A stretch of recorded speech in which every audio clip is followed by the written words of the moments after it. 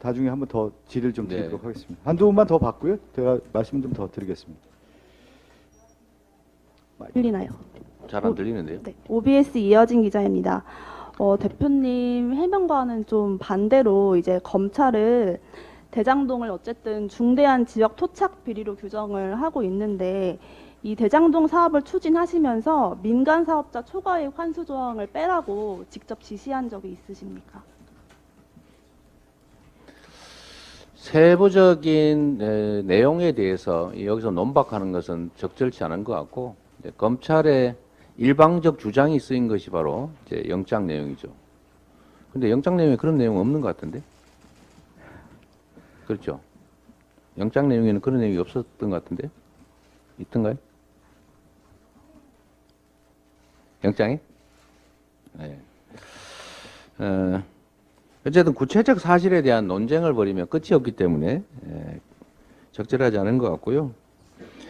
검찰의 일방적 주장이 쓰여진 게 구속영장이다. 그리고 대체적으로 거기에 내용이 옳지 않다. 이런 말씀을 드립니다.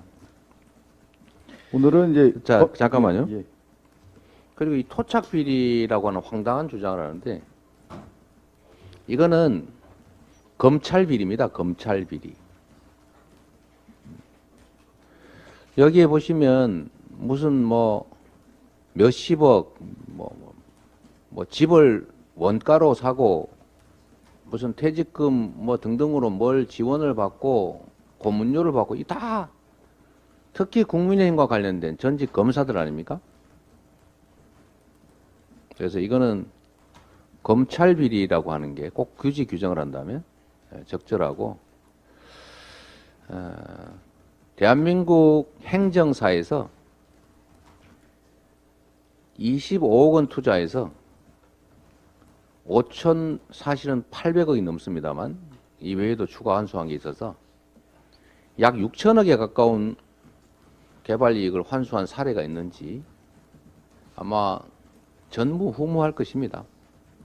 이게 어떻게 비리일 수가 있습니까? 네.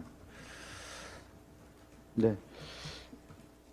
뭐 좀 더 뉴시스 저 뒤에 하지영 기자. 예. 마이크를 저 안쪽에 좀 주실래요? 뉴시스 기자에게. 네, 뉴시스 하지현입니다. 그 27일 본회의에서 대표님 체포동의안 부결될 가능성이 커 보이는데 향후 검찰이 기소해서 재판 나가게 되면 대표직 어떻게 수행하실 건지 사퇴도 고려하고 계시는지 궁금합니다. 역시 가정적인 상황에 대한 질문이어서 지금 말씀드린 뭐 부적절한 것 같습니다. 네. 자, JTBC의 배양진 기자 한번 질의드릴까요? 네.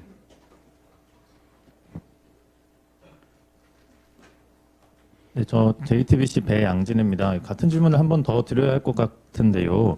가정적 상황에 대한 질문이라고 말씀하시기는 하셨는데, 검찰이 기소하고 재판에서 사실을 다퉈야 할 것 같다고 대표님도 직접 말씀하신 적이 있으시거든요. 이때 대표직을 어떻게 수행할지 계획을 짜두셨을 것 같은데 그 부분에 대한 답변 다시 한번 좀 부탁을 드리고요.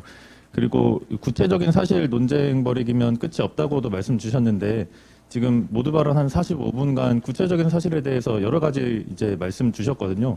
근데 이제 아까 저희 취재진이 그 초과이익 환수 조항 삭제 지시를 한 적이 있느냐 이 부분 한 가지 질문을 드렸는데 여기에 대해서 이제 구체적 사실에 대해서는 논쟁하면 끝이 없다고만 말씀하시는 건 좀 부족하지 않나 싶어서 이 부분 질문도 다시 한번 좀 정확한 대답을 좀 부탁드립니다. 제가 경기지사일 때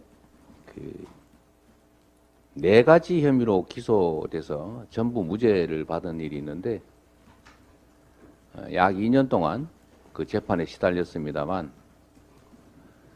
그 사이에 경기도정은 꼴찌 평가에서 1등 평가로 완전히 바뀌었다는 점 상기해 주시기 바랍니다.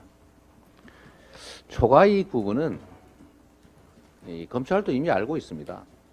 내부 직원들끼리 논쟁하다 끝난 일이었다는 거죠. 저희한테 보고한 일도 없고.